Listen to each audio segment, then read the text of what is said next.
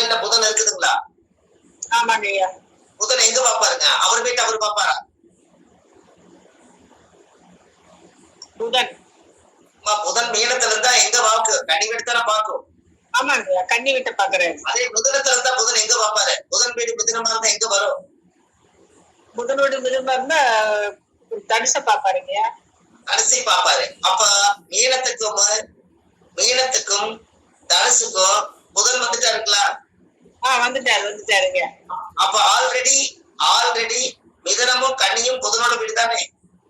ஆமாங்க, கண்டிப்பா. அப்ப 4 இடத்துலயுமே புதன் இருக்கிறாரா? இருக்காருங்க, 4லயும் புதன். அப்ப 4லயுமே புதன் இருக்கிறாரு. அப்ப அந்த ஜாதகத்துல புதன் இல்லாம இயங்குதான்னு பாருங்க நீங்க. அப்ப புதன் வேணுமா வேண்டாமான்னு சொல்லுங்க. கண்டிப்பா வேணுங்க. கண்டிப்பா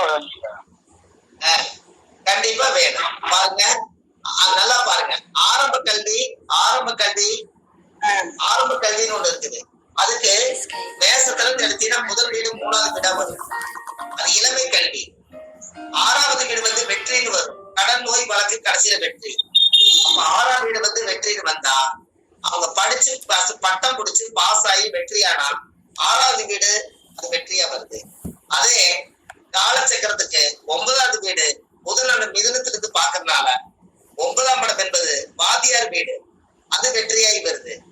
அதே காலச்சக்கரத்துக்கு 12ஆம் இடம் புதன் இருக்கிறாருங்க, அது வந்து நீச புதன்.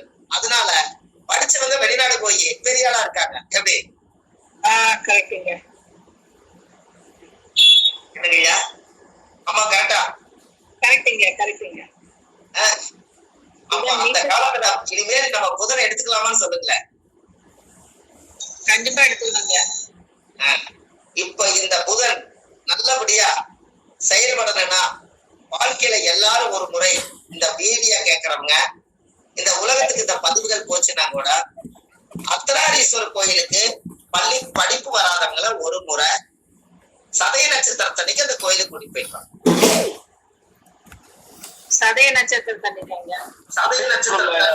அர்த்தநாரீஸ்வரர் கோயிலுக்கு கூட்டிட்டு போய் சாமிக்கு தேங்காய் பழம் பூமாலை கல்கண்டு வாங்கி அர்ச்சனை பண்ணி அந்த கோயில்ல வந்து 3 கொடிக்கம்பம் இருக்கும்.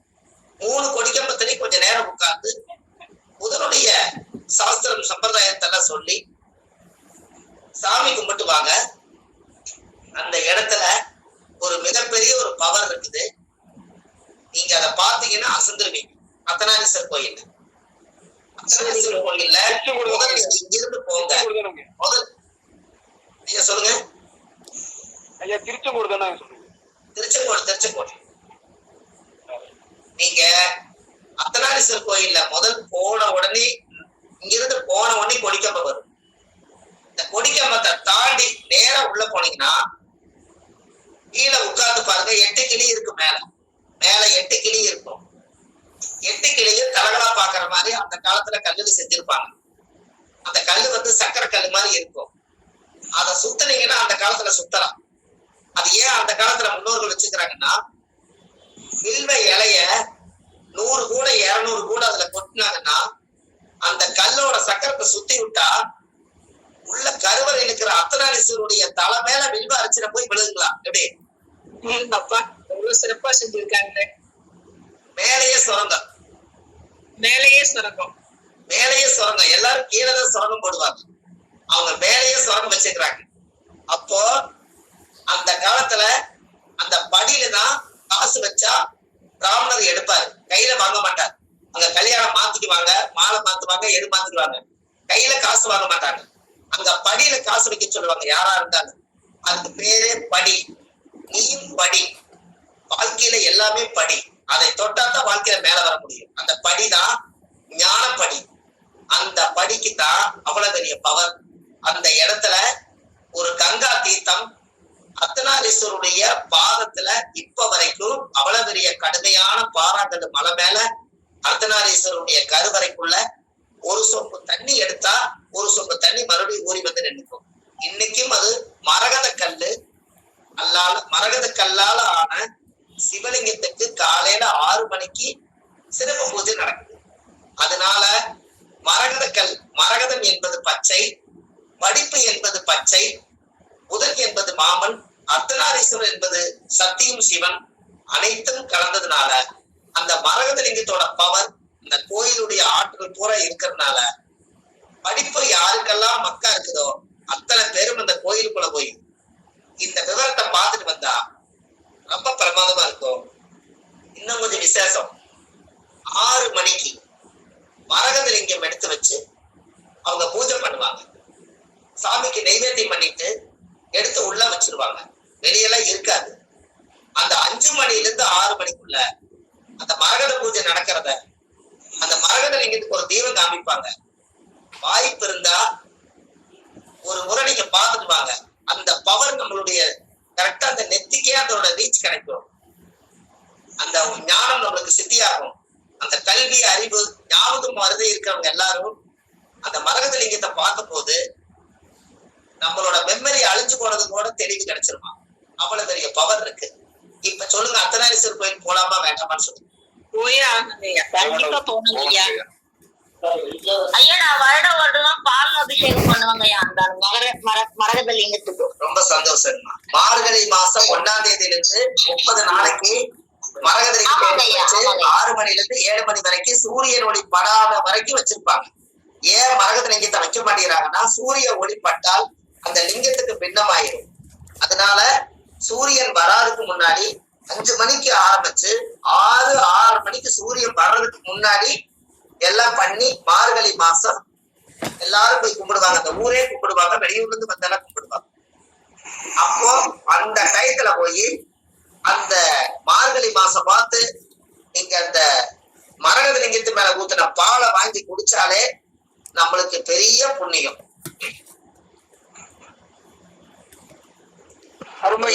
எவ்வளவு என்னங்க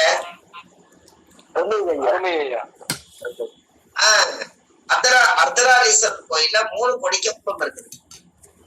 ஒரு கோயில்ல 1 கொடிக்கம்பம் தான் இருக்கு. நம்ம சத்தியம் சிவன் மட்டும் அதுல ஒரு விஷயம் நல்லா பாத்துக்குங்க. சிவன் வந்து 50,000 வருஷம் தவம் பண்ணி சக்திகிட்ட இருந்து சக்தி வாங்கினார். அதனால 50,000 வருஷம் தவம் பண்ணி 50,000 வருஷம் தவம் பண்ணி சக்திகிட்ட இருந்து உடம்புல இருந்து வெளியில போகாம சிவனுக்கு பவர் கிடைச்சதான். அதனாலதான் சக்தியும் சிவனும் ஒரே ராஜ கோலத்துல நின்ன கோலத்துல இருக்கக்கூடியது நம்ம அர்த்தநாரீஸ்வரர் கோயில். அதுல வந்து ஒரு மிகப்பெரிய ராஜா குழந்தை இல்லாம இருந்து அவர் அந்த ஊர்ல போய் அந்த சாமிக்கு ஒரு வேண்டுதல் வச்சிருக்காரு. எனக்கு குழந்தை கிடைச்சதுன்னா இந்த கோவில் சதய நட்சத்திரத்துல பிறந்ததுனால 60 அடியில ஒரு பாம்பு செஞ்சு வைக்கிறேன்னு சொல்லி வேண்டியிருக்காரு. அதே போல அது வேண்டி ஒரே மாசத்துல கரு உருவாகி குழந்தை பிறந்தது. குழந்தை பிறந்த உடனே அதுக்கு பேரு 60ஆம் பள்ளம்னு சொல்லி 60 அடியில ஒரு பாம்பு மேல தலையில ஊத்துனீங்கன்னா தலையில பாறையிலேயே 60 அடி செஞ்சிருக்காங்க. 60 அடி செஞ்சு அந்த சிலைக்கு பால் எடுத்து ஒரு குடம் ஊத்துனாங்கன்னா பாலுக்கு வந்து சேரும். அங்க ராகு இங்க கேது, அப்பேற்பட்ட ஸ்தலம் அது. அதே போல கோயிலுக்குள்ள மலை மேல போனீங்கன்னா போன உடனே ஒரு ராஜநாகம், பெரிய ஒரு ராஜநாகமா அங்க இருக்கு. அதுதான் ஒரு வேண்டுதல் பண்ணி கீழே 1 மேல 1 செஞ்சு வச்சது. அதனால சதய நட்சத்திர கோயிலா இருக்கிறதுனால அந்த கோயில் ராகுடைய அம்சம். அதனால யாருக்கெல்லாம் ராகு திசை நடக்குதோ, ராகு புத்தி நடக்குதோ, ராகு அந்தரங்கள் நடக்குதோ, ராகு சூட்சங்கள் நடக்குதோ, இவங்க எல்லாரும் ஒரு நாள் நீங்க அந்த கோயில போய் விளக்கு போட்டு சாமி கும்பிட்டு 1.5 மணி நேரம் அந்த கோயில் விட்டு வெளியே வரக்கூடாது. 1.5 மணி நேரம் அங்க இருக்கணும்.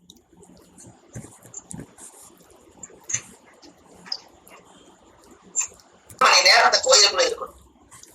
ஏன் அப்படின்னா அந்த கோயிலுக்குள்ள வைப்ரேஷன் பூராமே, நீங்க மூச்சு காற்று பூராமே நம்மளோட மூச்சு பூரா வெளியெடுத்து அந்த கோயில சுவாசிக்கக்கூடிய மூச்சு பூரா நீங்க உள்ள இழுத்தா அந்த சக்தி ஆகப்பட்டது உங்களோட உடம்புக்குள்ள போய் ஆட்டோமேட்டிக்கா இந்த ராகுடைய கிரகத்தினுடைய இயக்கத்தை போய் தோண்டிடும். அதுல இருந்து உங்களுக்கு ஒரு பெரிய மாற்றம்.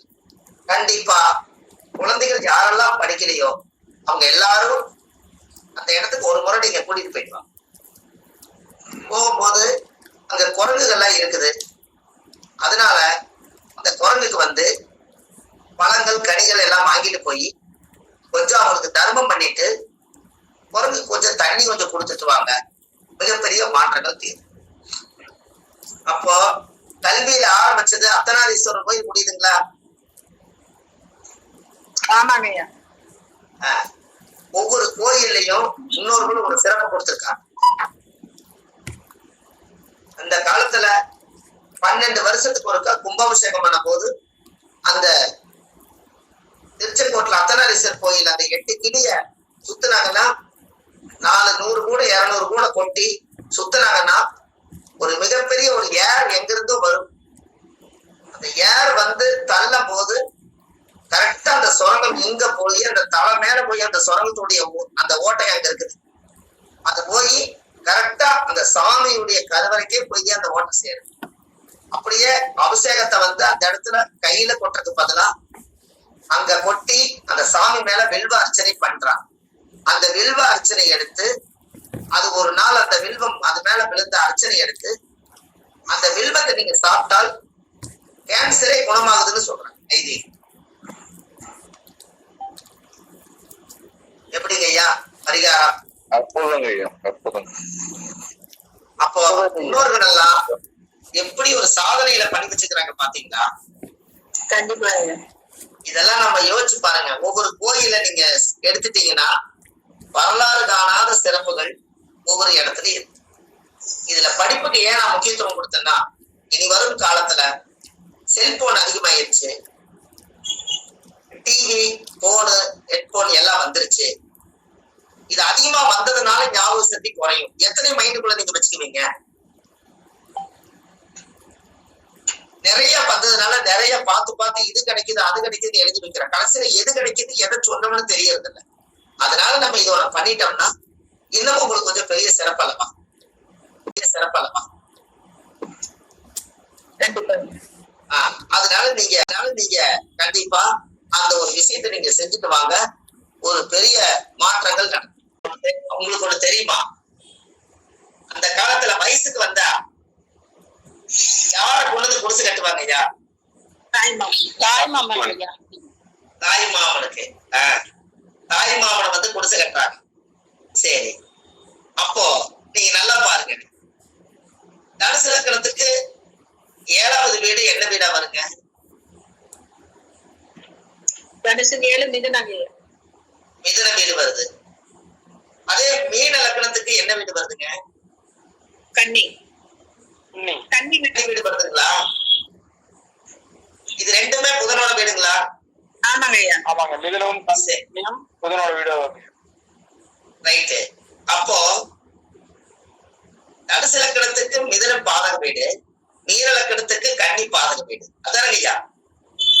ஆமாங்க ஐயா. அப்போ ஒரு குழந்தை பெரிய மனுஷி ஆயிருச்சுன்னா குடிசை கட்டுறதுக்கு பச்சை தடுக்குல உட்கார வைக்கிறாங்கல்ல,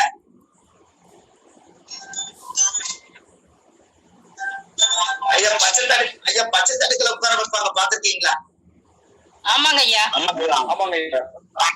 பச்சை தடுக்குல உட்கார வைப்பாங்க. அப்போ தாய் மாமன் இல்லைன்னா அங்க வந்து சீரே சீமந்தம் செய்ய முடியாது. அப்போ ஒரு தாயுடைய கருவறையில இருந்து தொப்புள் கொடியை அறுக்கும் போது ஒரு குழந்தை பிறந்துட்டா அந்த குழந்தைக்கு முதல் சீர் செய்யறதே தாய் மாமன் தான். முட்டை அடிச்சு காது குத்தி அதுக்கு சீர் சீமந்தம் பண்ணி முதல் நெத்தியில பொட்டு வச்சு கடைசியில கல்யாணத்தன்னைக்கு பொண்ணை கொண்டு போய் வெணாங்கோயில விட்டுருவாங்க. அந்த காலத்துல மாப்பிள்ள தாய் மாமன் முதல் தோல்ல சுமந்து கொண்டு வந்து மணவரையில உட்கார வச்சதுக்கு அப்புறம் தான் மாப்பிள்ளையே தாலி கட்டணும். எப்படிங்க ஐயா? ஆமாங்க, பழைய காலம். என்னங்க ஆதி காலத்துல அப்படிதாங்க, பழைய காலத்துல. அப்ப தாய் மாமன் முதல்ல பொண்ணை தூக்கி மணவரை 3 தடவை சுத்தி வந்து வேணாங்கோயில இருந்து தூக்கிட்டு வராருன்னா அந்த குழந்தைய முதல் தொட்டு தூக்குறதுக்கு உரிமை யாருக்கு இருக்குன்னு சொல்லுங்க? தாய் மாமனுக்கு. அப்போ தாய் மாமனே அந்த குழந்தைய அறிவோட வளர்த்தி பண்பு பாசத்தோட வளர்த்தி மாமனோட உறவு தொப்புள் கொடி சம்பந்தம் தாய் மாமனுக்கு இருக்கிறதுனால தாய்க்கு பூஜை பண்றதும் தாய் மாமனுக்கு பூஜை பண்றதும் ரெண்டு ஒண்ணுதான். என்னங்கய்யா? சரிதாங்க சரிதாங்க. தாய்க்கு பூஜை பண்றதும் தாய் மாமனுக்கு பூஜை பண்றதும் ரெண்டும் ஒண்ணுதான். அப்போ தாய் வந்து வயிற்றுல சுமந்து இந்த பூமிக்கு வெளியே கொண்டு வருது. ஆமாங்க. தாய் மாமன் வந்து தோல்ல சுமந்து அடுத்த வீட்டுக்கு கட்டி கொடுக்குறாங்க. அத கன்னியா தானம். அது காலப்போக்குல கல்யாணம். அது கன்னியா தானம். அது ஒரு கன்னி கல்யாணம் ஒரு பெண்ணை வளர்த்தி வாழும் பண்ணி அதை கொண்டு போய் இன்னொரு வீட்டுக்கு கொண்டு போய் இந்த கன்னிய இன்னொரு வீட்டுக்கு தானமா நீங்க கொடுக்கறதுனால கன்னியா தானம் தான். அது காலப்போக்குல கனியாதானம் கடைசியில கல்யாணம்னு பேர் வந்துருச்சு. மறுவிடுச்சு கல்யாணம். கல்யாணங்கிறது மறந்துச்சு பாருங்க. கரெக்டுங்களா ஐயா? அப்ப அப்படித்தானே பழமொழிகளை பூராமே அந்த காலத்துல பூரா பிழையோட வச்சுட்டாங்க. என்ன பண்றது? அதனால கல்யாணம் வந்து அப்போ தாய் மாமனுக்கு இனிமேல் நீங்க படிக்க வச்சு, ஆனா எல்லா வீட்லயும் பகையாத்தான் இருக்கும். யாரு வீட்ல எல்லாம் தாய் மாமன் பகையா இருக்குதோ அந்த வீட்டுக்கு அந்த குழந்தைகள் வந்து படிப்பு வந்து கம்மியா தான் படிக்கும். தாய் மாமன் கூட உறவு இருந்து மாமா மாமா அது கூப்பிட்டுச்சுன்னா முதல் நல்லா வேலை செய்யுங்க. ஆமாங்க. நீங்க நல்லா யோசிங்கம்மா. மானு கூப்பிட்டா யாரு? என்னங்கய்யா? மானு கூப்பிட்டா யாரு?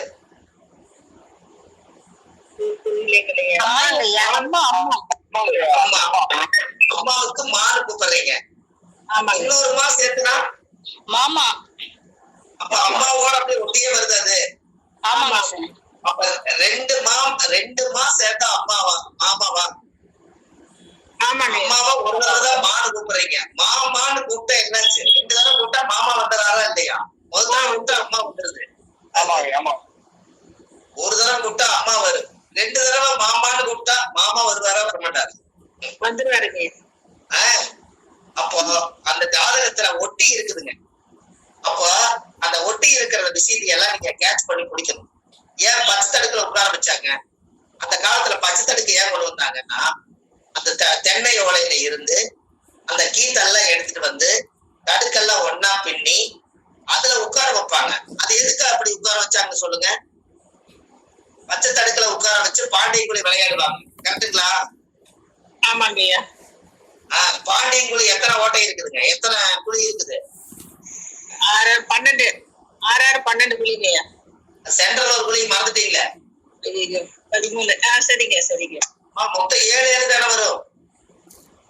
6 7 அந்த பக்கம் 3 நடுச்சென்ட்ரல் 1 மொத்தம் 7 குழி இல்லவா? சரிங்க. ராசி குழி 1 ராசி குழி 1 வச்சிருப்பாங்கல்ல, மொத்தம் 7 தானே வரும். 6 வராது, 7 தானே வரும். சரிங்க சரிங்க. நீங்க நல்லா பாருங்க. பாண்டியங்குழி விளையாடுவாங்க. அது கூட அந்த காலத்துல 7ஆம் பாவம் தான் வச்சிருக்கிறாங்க. 7ஆம் பாவம் வச்சிருக்கிறாங்க சீரழிவு பண்றது. என்ற வீட்லயும் ஒரு பிள்ளை இருக்குது.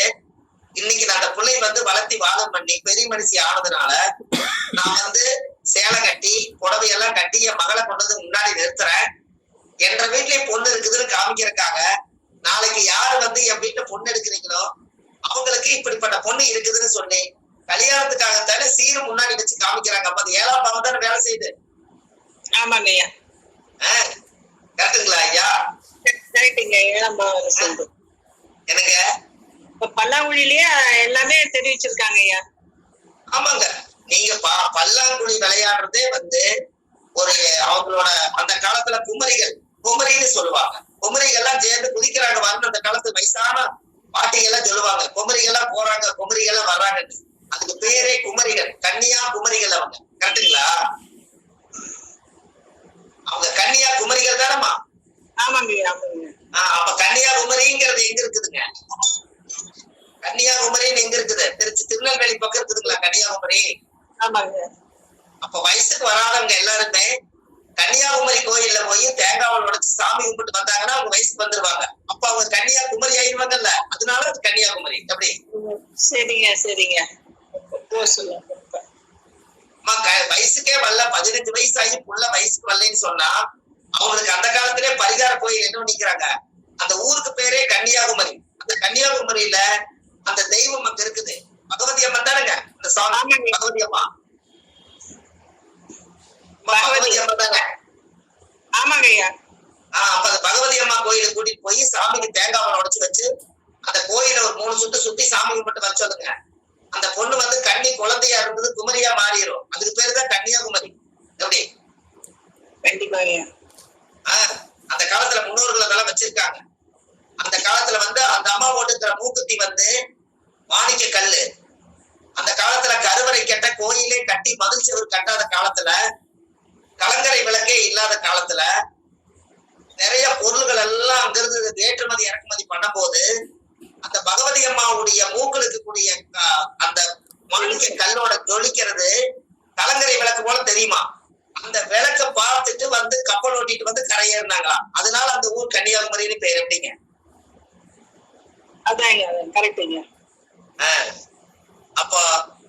அப்ப வந்து அந்த கன்னிகுமரியாகி சீர் சீமந்தம் பண்ணக்கூடியது அந்த பச்சை ஓலையை தடுக்க கொண்டு போய் எரிச்சிட்டு வர்றதும், உலகை போட்டு தாண்டதும், பாச்சாட மிதிக்கிறதும் அத்தனை சீருமு தாய்மாமனுக்கு சொந்தம்.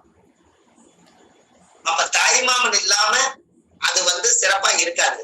அப்ப அந்த யாருக்கெல்லாம் தாய்மாமன் சீரு வந்து கிடைக்கலையோ அவங்களுடைய ஜாதகத்துல புதன் வந்து வேலை செய்யாது. சரிங்க. சொல்லுங்க, தாய்மாமன் இத்தனையும் ஒரு அத்தை உறவு வந்து கூட நின்று செய்யலைன்னா, அந்த உறவே வரலைன்னா அந்த கிரகம் அறுத்து விட்டுருச்சுன்னா அந்த கிரகம் கோப பார்வையில இருக்கும். அப்ப என்னைக்கு வந்து அந்த தாய்மாமனுடைய பவர் வருதோ அன்னைக்கு தர இந்த குழந்தைக்கு ஞானம் சித்தியாகும். கரெக்டுங்களா ஐயா? சரிங்க ஐயா. எந்த வீடு எடுத்தாலும் 7ஆம் வீடு வருதா? அந்த காலத்துல முன்னோர்கள் ஒரு குழந்தை பாக்கியம் கிடைக்குன்னா கூட காலச்சக்கரப்படிதான் குழந்தைகளை வச்சிருக்காங்க. அப்போ எப்பவுமே குழந்தை எத்தனாம் இடம் ஐயா? 5ஆம் இடம். 5ஆம் இடம். அந்த குழந்தை பிறந்தோடனே அந்த குழந்தை தூங்க வைக்கிறது எதுல தூங்க வைப்பாங்க? தொட்டில். தூளியில தூங்கும். தொட்டில் தூளி. அது என்ன, எதுல தொங்குறது? எதுல தொங்கும்? நான் சொல்லிருக்கேன்னா இல்லைங்க. தொட்டில் வந்து எதுல தூங்கும்? குழந்தைக்கு வந்து எதுல தொங்க விடுவாங்கன்னு? மான் கொம்பு தானே? மான் கொம்பு. நடுவுல வைக்கிறதுங்கய்யா. அதான் தொட்டில் வந்து மான் கொம்புல தானே ஒரு குழந்தை தூங்கும். ஆமாங்க ஆமாங்க. ராஜபாளையம். ஐயா நீங்க எல்லாருமே லைன் இருக்கீங்களா? இருக்காங்க இருக்கிறாங்க ஐயா. மான் கொம்புல தான் அந்த காலத்திலேயே தூங்கும். அப்போ மானு கொம்பு எத்தனாவது நட்சத்திரம் வருது ஐயா? மான் கொம்பு என்ன நட்சத்திரம்? மான் கொம்பு மிருகசீரிஷ நட்சத்திரத்தை மான் வரும். சரி சரிங்க. மான் வந்து மிருகசீரிஷ நட்சத்திரத்துக்கு தான் வரும். அப்போ அசுவனி 1, பரணி 2, கிருத்திகை 3, ரோகிணி 4, மிருகசீரிஷ 5. அப்ப 5ஆவது நட்சத்திரம் தான் அன்னைக்கு வந்து மான் கொம்புல குழந்தை தூங்கி இருக்குது. அப்ப 5ஆம் பாவ நட்சத்திரத்தை வச்சுதான் லக்னத்துக்கு 5ஆம் பாவத்தை கணக்கு போட்டிருக்காங்க. எப்படி? சரி சரிங்க. அருமைங்க அருமைங்க. ரொம்ப கரெக்ட். அப்ப மான் கொம்புதான் ஆதாரமா இருந்திருக்குது. அப்போ அது யாரோட வீடு? சுக்கரனோட வீடு. அப்ப சுக்கரன்னா இசை ஆராரிரோ ராரிராரோ பாடி அந்த 5ஆவது நட்சத்திரம் மிருகசீரிஷத்துலதான் சுக்கரன் இருந்ததுனாலதான் அந்த குழந்தை சுக்கரனோட ஆதிக்கத்தை அவங்க பாட்டு காட்டி குழந்தை தூங்குச்சு. அந்த சந்திரன் உச்சமா இருக்கிறதுனால தாய் வந்து தாலாட்டு பாடிச்சு. எல்லாமே அங்கதானே இருக்குது. ஆமா ஐயா. என்னங்க ஐயா? ஆமாங்க ஆமாங்க. ஐயா இதெல்லாம் அந்த காலத்திலேயே முன்னோர்கள் வச்சிருக்காங்களா இல்லையா? எல்லாமே வச்சிருக்காங்க ஐயா. நாம தான் மறந்துட்டோம். என்னங்க? நம்ம நிறைய மறந்துட்டோம் ஐயா. மறந்துட்டோம். அதனாலதான் சொல்லுங்கம்மா. அம்மா சொல்லுங்க. இல்லைங்க நம்ம முன்னாடி எல்லாமே மறந்துட்டோம் நிறைய. அதாவது குலதெய்வமே வீட்டுக்கு வரல, ஆமாங்க ஐயா. எனக்கு குலதெய்வமே வீட்டுக்கு வர மாட்டேங்குதுங்க. நான் குலதெய்வம் கோயிலுக்கு போயிட்டு வந்துட்டேன், எனக்கு குலதெய்வமே அறிகுறி தெரியலனா அந்த 5ஆம் பாவம் தானே சொல்றீங்க. அப்போ அப்ப நீங்க என்ன பண்ணணும்னா, குலதெய்வம் தெரியணும்னா ஆற்று நீரு, ஊற்று நீரு, மழை நீரு, கிணத்து நீரு, கடல் நீர், இப்படி 5 நீர் எடுத்து சேகரிச்சு வச்சு வெள்ளிக்கிழமை அன்னைக்கு நீங்க அந்த சுவாமிக்கு குலதெய்வத்துக்கு அபிஷேகம் பண்ணி அந்த தீர்த்தத்தை நீங்க கொஞ்சம் குடிச்சிட்டு அந்த வீடு பூரா தெளிச்சு விட்டீங்கன்னா அந்த குலதெய்வத்தினோட சக்தி, அந்த பவர் நம்ம வீட்டுக்கே வந்துடும். இயற்கையே கொண்டு வந்து சேர்த்திடும். அப்ப 5ஆம் பாவம் தான் வேலை செய்யுது. ஆமாங்க ஐயா. ஆமாங்க ஐயா. சொல்லுங்க. ஆற்று நீர் என்னென்ன தண்ணிங்க? இது என்ன நீர்? ஆற்று நீர், ஊற்று நீர், ஊற்று நீர், கிணற்று நீர், ஊற்று நீர், மழை நீர், கடல் நீர், பனி நீர், இது எல்லாமே சேர்ந்துருச்சுன்னா அந்த காலத்துல இது எல்லாம் வந்து இயற்கையான சீற்றத்துல பாருங்க. ஒவ்வொருத்தரும் நம்ம என்ன சொல்லுவோம், ஒவ்வொரு இடத்துல போய் சாமிய கொண்டு வந்து சேர்த்திட்டாங்க. நான் போய் நான் ராமேஸ்வரத்துல ஒரு தீர்த்தம் கொண்டு வந்தேன், நான் திருச்செந்தூர்ல ஒரு தீர்த்தம் கொண்டு வந்தேன், இந்த மாதிரி எனக்கு இந்த மாதிரி நிறைய இடத்துல தீர்த்தம் கொண்டு வந்தேன்னு சொல்லுவாங்க. அப்போ இந்த எல்லா தீர்த்தம் சேர்ந்து அந்த சாமி மேல ஊத்தும் போது எல்லாத்தோட ஊருடைய பவர் சக்திகளும் அந்த சாமிக்கு வருது. அப்ப 5 பஞ்சபூத நீரை ஊத்தி அபிஷேகம் பண்ணுனா அந்த குலதெய்வ அனுகிரகம் நமக்கு வரும்னு சொல்றாங்க.